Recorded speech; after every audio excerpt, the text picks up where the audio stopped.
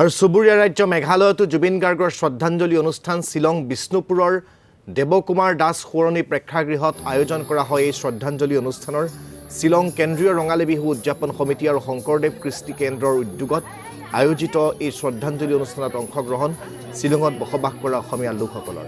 নাম কীৰ্তন বৰগীত আদিৰ লগতে জুবিন গাৰ্গৰ গীতেৰেও শ্ৰদ্ধাঞ্জলি জনাই উপস্থিতসকলে। এই অনুষ্ঠানৰ লগত সংগতি ৰাখি জুবিন গাৰ্গৰ অনাকাংক্ষিত মৃত্যুৰ ন্যায় বিচাৰি স্বাক্ষৰ অভিযানো চলাই উপস্থিতসকলে।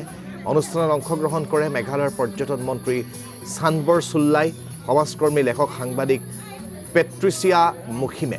অনুষ্ঠানত অংশ লৈ জুবিন গাৰ্গৰ মৃত্যুৰ ৰহস্য উদ্ঘাটনৰ বাবে মুখ্যমন্ত্ৰী ডক্টৰ হিমন্ত বিশ্ব শৰ্মাক দাবী জনায় শিলঙৰ পৰ্যটন মন্ত্ৰী ছানবৰ চুল্লাই।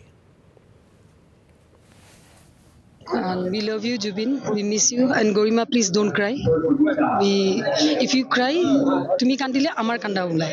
Or justice lege amak Jubinok. But that's all. We need justice for Jubin. আজিৰ অনুষ্ঠানটোৰ বিষয়ে অকণমান ক'বচোন, কি কেনেকুৱা ধৰণৰ প্ৰিপাৰেশ্যন বা কি ধৰণে? হয়, নমস্কাৰ। আজি অনুষ্ঠানটো ইতিমধ্যে সমূহ শ্বিলংবাসী অসমীয়া ৰাইজে ইতিমধ্যে গমেই পাইছে যে আমি আজি জুবিন গাৰ্গ সকলোৱে জুবিন গাৰ্গ জানে, জুবিন গাৰ্গ চিনাকি কৰা প্ৰশ্নতে তেখেতৰ বিষয়ে কোৱা আমাৰ দৃষ্টতাও নাই, সকলোৱে জানিছে ইতিমধ্যে। আৰু তেখেতৰ আজি এমাহ সম্পূৰ্ণ হৈছে। তেখেতৰ মৃত যিদিনৰ মৃত্যু তাৰ পৰা আজি ঠিক আমি এমহীয়া শ্ৰাদ্ধটো আজি পাতিবলৈ ওলাইছোঁ।